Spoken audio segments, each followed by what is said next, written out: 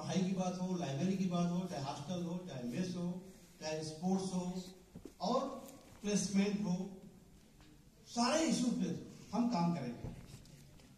Placement यहाँ पे साथ नहीं होगा, उसकी व्यवस्था हम करेंगे, बहुत जल्दी व्यवस्था करेंगे प्लेसमेंट।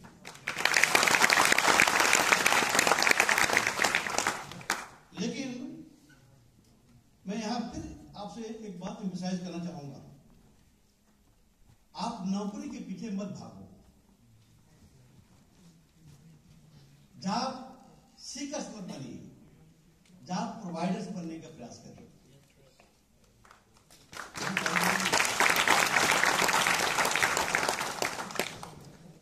ऐसा इसलिए, और मैं ये भी चाहूंगा कि आप एग्रीकल्चर यूजी के बाद आप पीजी भी करें और पीजी के बाद पीएचडी भी करें। जहां जिसको जितना लोग पहुंच सकता है आगे पहुंचिए। किसी विद्यालय का के दो क्लाइंट होते हैं, मेजर क्लाइंट। एक होता है स्टूडेंट, दूसरा होता है किसान।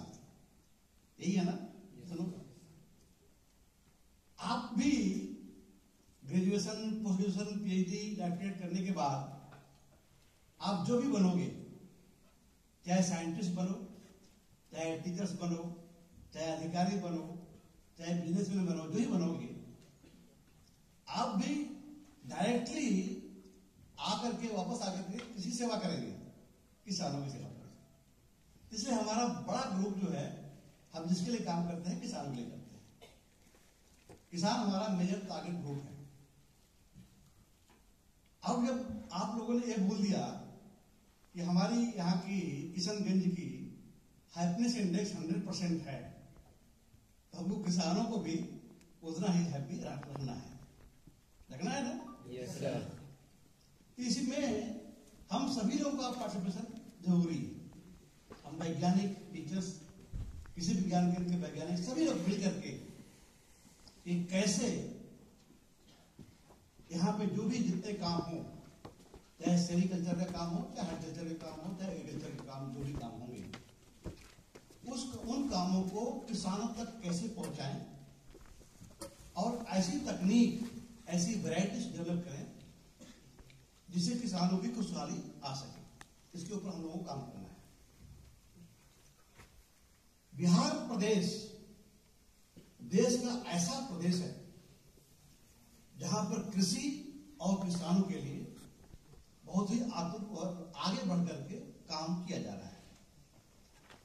शायद देश का यह इकलौता प्रदेश है जहां पे पंचवर्षीय कृषि रोड मैप बना करके काम किया जाता है और नियमित रूप से किया जाता है। 2008 से ये सिलसिला चल रही है और बराबर चल रही है। अभी 2023 से फिर से शुरू हो गया है और हम लोग को भी जिम्मेदारी है रोड मैप बनाने का। हमें चाहते हैं कि आप लोगों की भी भागीदारी इसमें हो। अभी तक आप लोगों ने जो कुछ सीखा होगा, कुछ देखा होगा कि यहाँ पे इतने बड़े कैंपस में क्या करने की आवश्यकता है। लगभग 1000 करोड़ रुपए का ये इमारत बना हुआ है। इतनी बड़ी बड़ी बिल्डिंगें, दरवाजे, खिड़कियां जो बनी हुई हैं, इस यूनिवर्सिटी का, कॉलेज का नाम इन बिल्डिंगों से नहीं होगा, उसमें रहने वाले लोगों से होगा।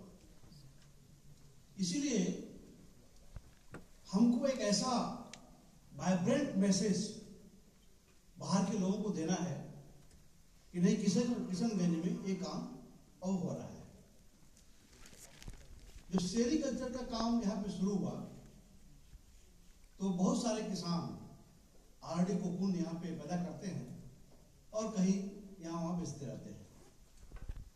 ये पिछले 4-5 साल से कॉलेज लगभग फंक्शन हुआ है, लेकिन अभी जितना काम होना चाहिए था नहीं हुआ क्योंकि स्टाफ नहीं है।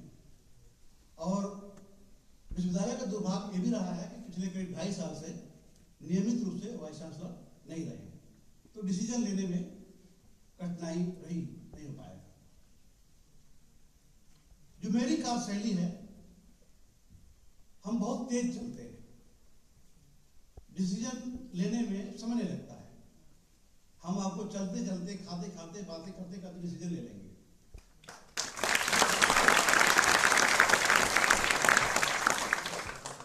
आज किशनगंज में, वहां पे पूर्णिया में बहुत सारे डिसीजन हम लोग लिए। अब बड़ा अच्छा रिस्पांस रहा, बच्चों का भी बहुत अच्छा रिस्पांस रहा, किसानों का भी, और बहुत अच्छा फैकल्टी का भी है। बहुत सारे कुछ इशूज भी इमर्ज होके आए, उस इशू को हम प्रोसीडिंग के रूप में लेकर के आगे एक्शन में लेंगे। हम ये चाहते हैं कि इसकी विजिबिलिटी इतनी तेजी से स्प्रेड हो कि लगे कि हाँ, यहाँ के बच्चे, अब यहाँ के स्टाफ आसपास के लोगों के, किसानों के लिए काम कर रहे हैं। हम अगले महीने में ही, फरवरी के शुरू में ही इस कॉलेज के कुछ प्रोग्राम चार्ट आउट कर देंगे, जिससे यहाँ पे किसानों का भी आना जाना शुरू हो जाए। इसकी जिम्मेदारी डीन इंचार्ज की रहेगी कि कौन से ऐसे प्रोग्राम हैं जो हम जल्दी शुरू कर सकते हैं, चाहे ब्रेन स्टॉर्मिंग सेशन हो, चाहे किसानों का ट्रेनिंग प्रोग्राम हो, चाहे कुछ कॉन्फ्रेंस हो, सिम्पोजिया हो। क्योंकि इतने बड़े रिसोर्सेज देखने के बाद आगे देखिए इतना बड़ा हाल है, कितनी एनर्जी इसमें जा रही है, खर्च हो रही है, लेकिन इसका आउटपुट क्या है, इसके ऊपर हमको बहुत तेजी से काम करना होगा। और इसके लिए सरकार भी बहुत चिंतित है कि कॉलेज बना, लेकिन कॉलेज को जैसे इस्तेमाल करना चाहिए वो इस्तेमाल नहीं हो रहा है, जो उसके ऑब्जेक्टिव थे वो फुलफिल नहीं हो रहे। कारण पहले ही मैंने बता दिया सभी लोगों को। जब मैंने बताया कि ग्लोबली रिकॉग्नाइज्ड यूनिवर्सिटी बनानी है, तो इसमें स्टूडेंट्स का पार्टिसिपेशन बहुत जरूरी है। ग्लोबली रिकॉग्नाइज्ड यूनिवर्सिटी बनाने के लिए उसका पहले नेशनल लेवल पे बहुत सारे काम हमें करना होगा, जैसे लेबोरेटरी का एक्रेडिटेशन, आपका कॉलेज का एक्रेडिटेशन, चाहे आपका नए का एक्रेडिटेशन, NIRF रैंकिंग का सुधार हो, क्यूएस एशिया रैंकिंग में जाना है। इन सब सारे बातों को लेकर के अब हम लोगों ने काम तेज शुरू कर दिया है। अभी हमारी प्रायोरिटी जो रही है, चाहे फैकल्टी की हो, चाहे फैसिलिटीज की हो, पिछले जैसा बताया कई महीनों से क्योंकि डिसीजन नहीं हो पाया, इसलिए बहुत सारी चीजें पेंडिंग रह गई है। और इसलिए अब गवर्नमेंट का बजट आना भी थोड़ा सा रुक गया है, क्योंकि हम लोग उसको यूटिलाइज नहीं कर पाए और समय से उसका एडवर्टाइजमेंट सर्टिफिकेट नहीं दे पाए। इसलिए हमारी पहली प्रायोरिटी यही है कि हम मार्च के पहले जितना भी पेंडिंग इश्यूज है उसको हम जल्दी से जल्दी पूरा कर लेंगे। अप्रैल से हम लोग एक फुल फॉर्म में होंगे, एक नए रूप में आएंगे काम करने के लिए। आप लोगों के बीच में लगातार ऐसे एक्सपर्ट्स, ऐसे रिसोर्स पर्सन, ऐसे प्रोग्राम्स हम नियमित रूप से इस महाविद्यालय में कराते रहेंगे, ताकि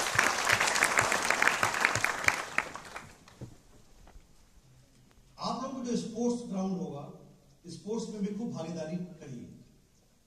वहां पे जो भी इंडोर गेम्स हो चाहे आउटडोर गेम्स हो, हमें कुछ ऐसे बेस्ट प्रैक्टिसेस डेवलप करने हैं जो नियमित रूप से चलता है।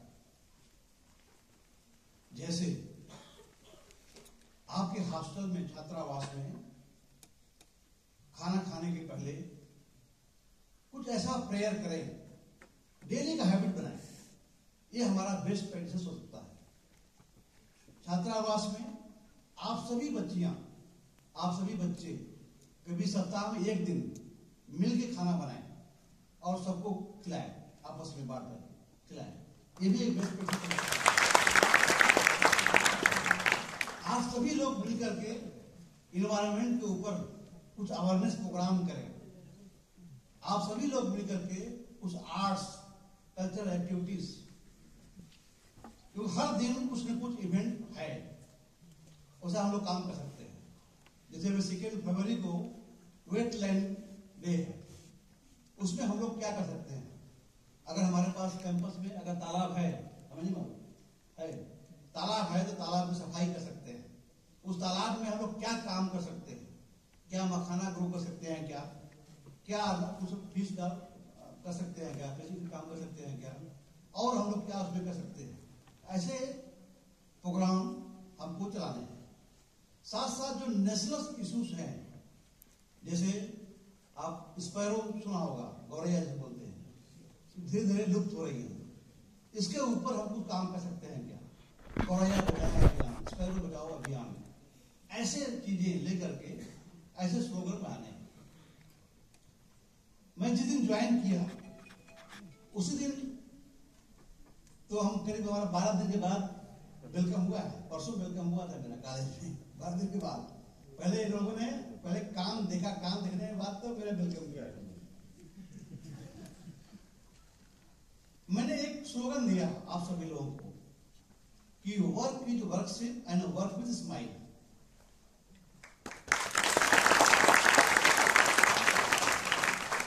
हमको पूरे वर्ष स्माइल से काम करते रहना है, चाहे हमारे शिक्षक हो, चाहे हमारे विद्यार्थी हो। हम ये देखना चाहते हैं कि हम बिल्कुल स्ट्रेस फ्री काम करें। और वो चीजें आपने पहले बता दिया कि आपका हैप्पीनेस इंडेक्स 100% है।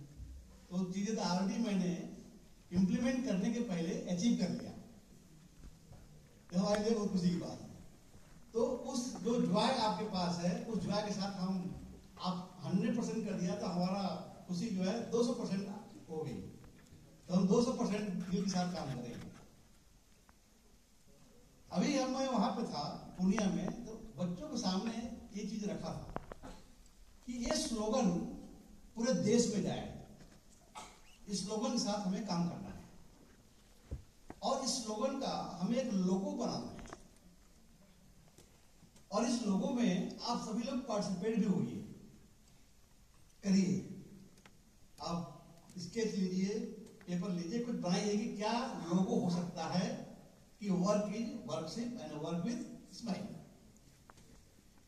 और जितने भी आप लोग पार्टिसिपेट करेंगे, हम लोग भेजेंगे, एक जज कमेटी होगी, उसमें हम चूज करेंगे और जिसका भी चुना जाएगा, सिलेक्शन होगा, उसको हम विद्यालय की तरफ से 5,000 रुपए का कैश पुरस्कार सर्टिफिकेट दे देंगे।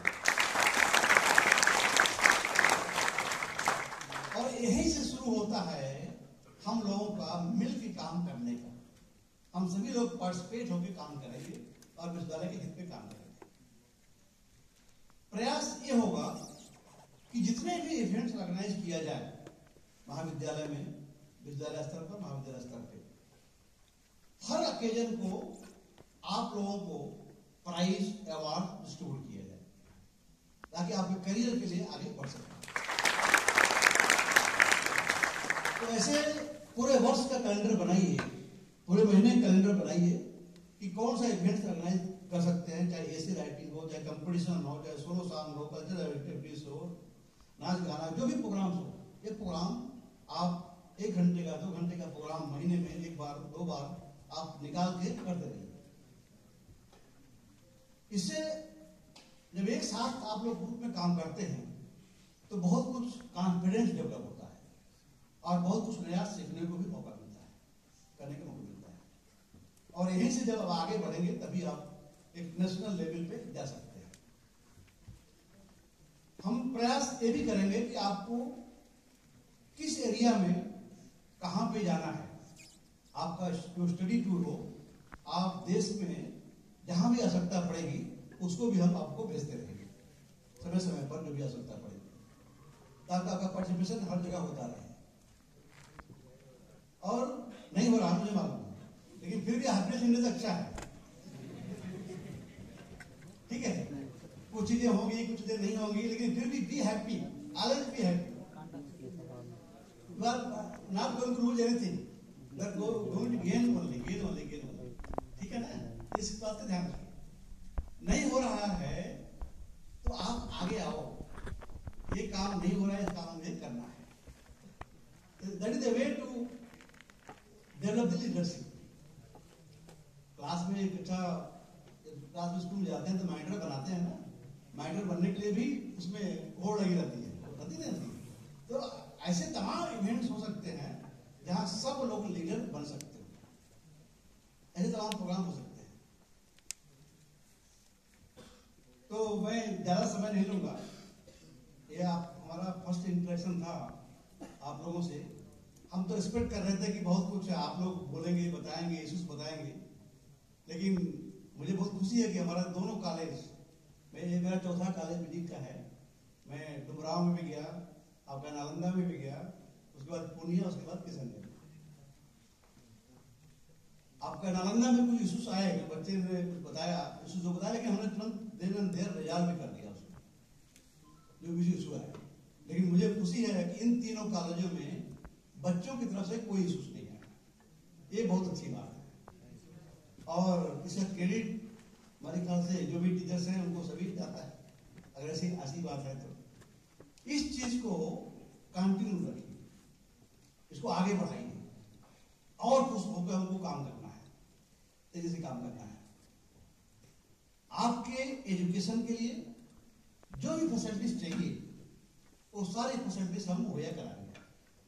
Quality, I will ensure the quality education. इसमें कोई मुरब्बत नहीं होगी, मैं आपको एश्योर कर सकता हूं।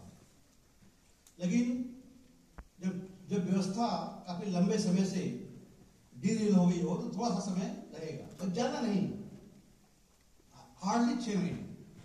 लेकिन हमने जैसा एश्योर किया कि हम एमएससी के जो बच्चे भी एडमिशन ले रहे हैं, हम प्रयास करेंगे कि जल्दी से कुछ एमएससी के बच्चों को यहाँ भी एडमिट जल्दी कर दें, ताकि आपके बड़े भाई, बड़े बहन के रूप में लोग यहाँ पे आ जाए।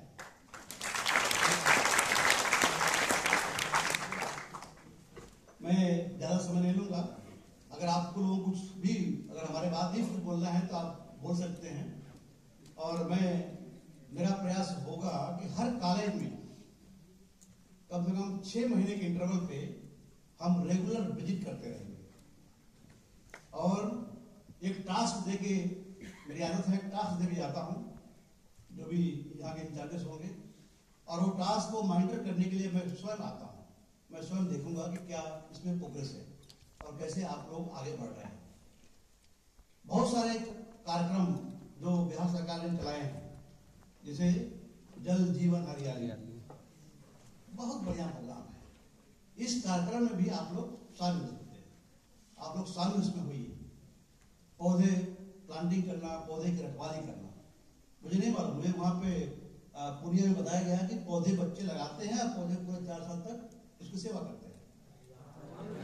यहाँ भी है, तो कल हम सुबह देखना चाहेंगे कहाँ पे लगाए हैं बच्चे पौधे, हम कल सुबह देखना चाहेंगे। जब हम विजिट करेंगे तभी हम अपना इनपुट हम देते रहेंगे कहाँ पे क्या करना है, और वो उसकी मॉनिटरिंग हम स्वयं करते रहेंगे।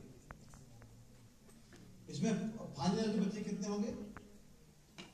60 के बच्चे हैं। अभी जस्ट सेमेस्टर शुरू होगा। हाँ, अब प्रयास ये होगा जल्दी